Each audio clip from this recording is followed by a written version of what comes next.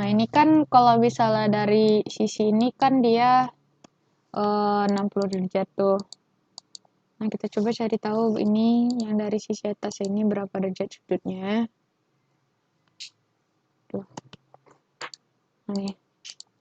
Dia akan memiliki sudut yang sama. Jadi, ini kita tarik ini, terus kita tarik ke bawah.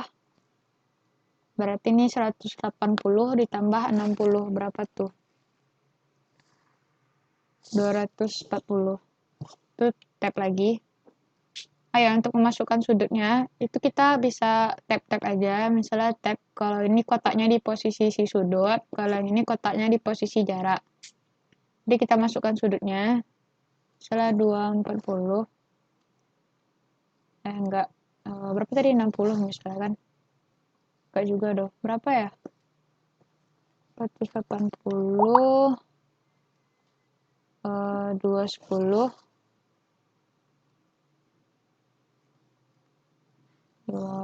Berapa tuh?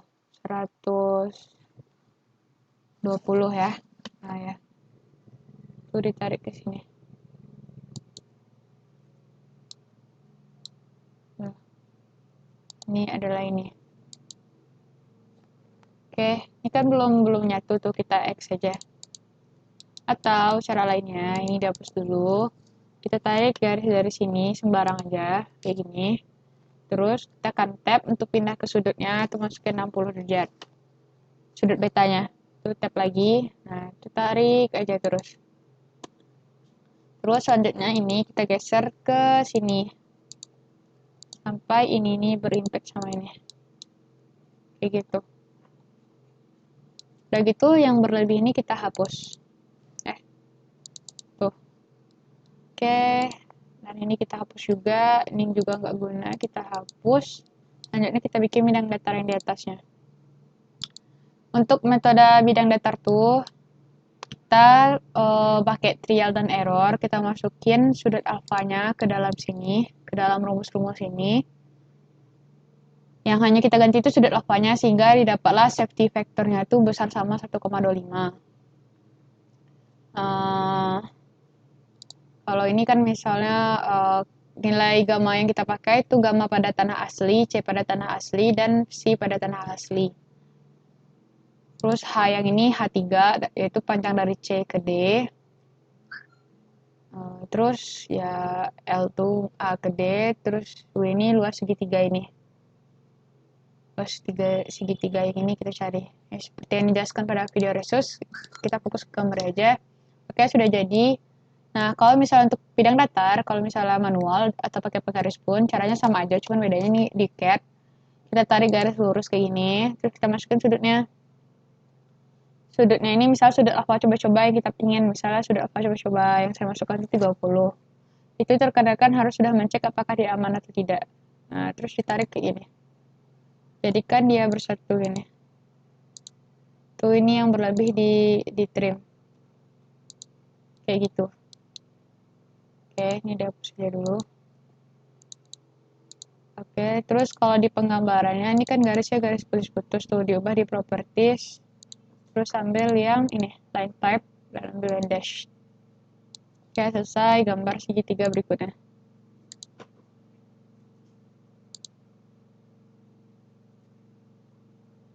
Tuh.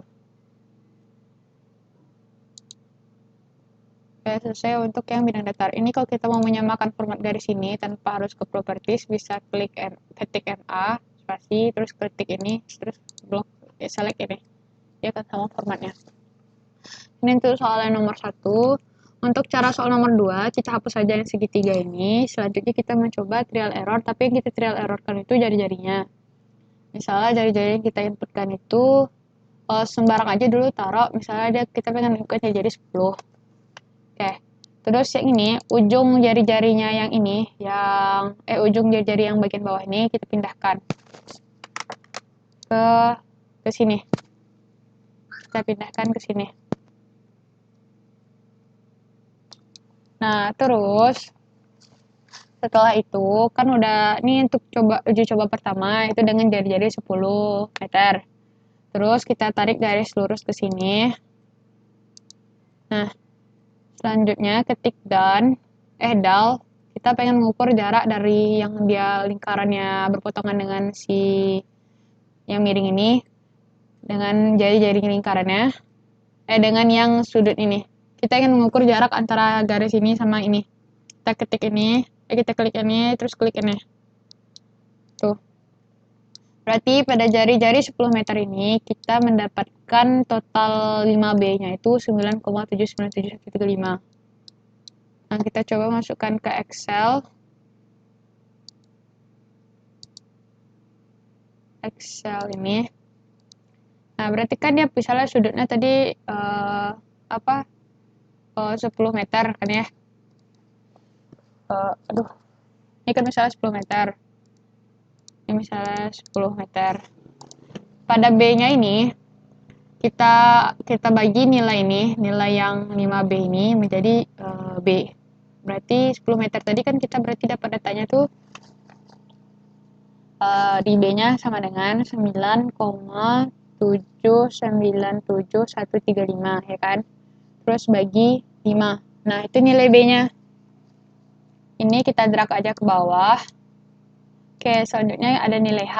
Nah, nilai H ini kita dapat dengan membuat garis-garis si B dulu. Garis-garis si B seperti yang diresuskan Udauni sebelumnya.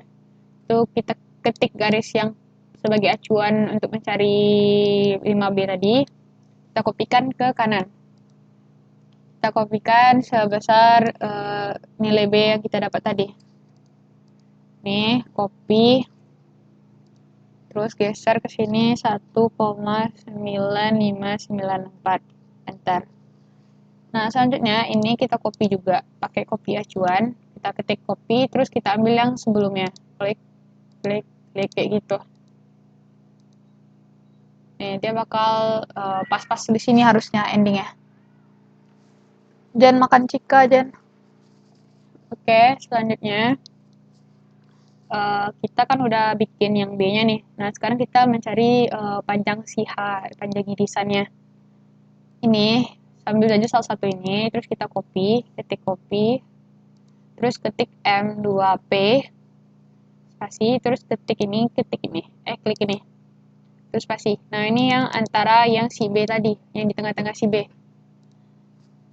Oke, ini kan formatnya itu yang garis putus-putus gini. Nah, udah jadi. Selanjutnya kita kopikan ini ke menggunakan copy acuan kayak tadi. Klik ini, terus klik ini, klik ini, klik ini, klik ini. Oke, next. Nah, selanjutnya kita potong yang keluar dari garis miring kita ini. Klik TR 2 kali, terus ini kita hilangkan begini. Oke, yang di bawahnya juga begitu. Oke, setelah itu kita ukurlah berapa nilai H-nya per irisan. Irisan 1, irisan 2, irisan 3, irisan 4, irisan 5. Irisan 1 ini kita coba tekan dal untuk hitung berapa H-nya. Itu kita ukur dari titik ini ke titik ini. Kayak gitu.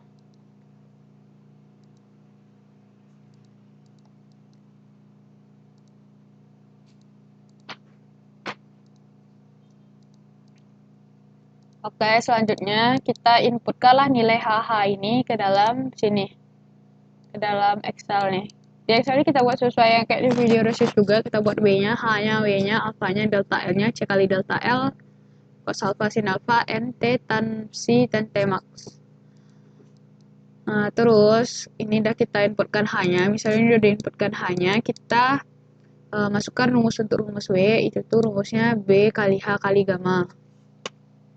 Setelah itu dapatlah nilai W-nya, nilai beratnya.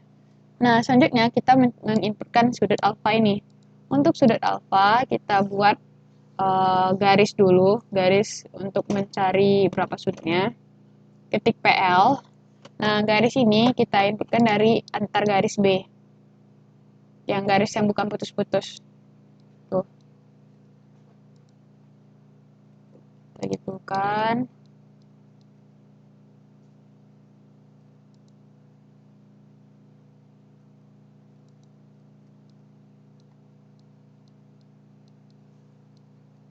atas. Ini agak berlebih.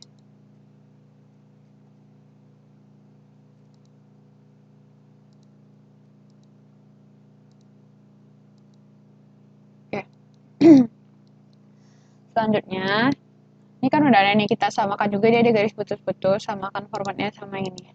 Udah. Next, kita tarik garis lurus ini, dan kita kopikan di tiap B. Di tiap antar B, garis antar B, garis yang lurus seperti ini.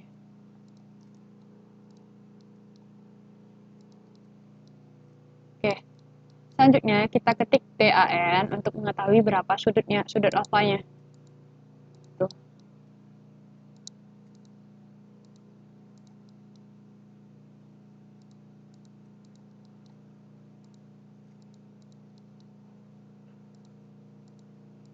Udah gitu, kita inputkanlah berapa sudut alfa tadi yang kita dapat ke sini.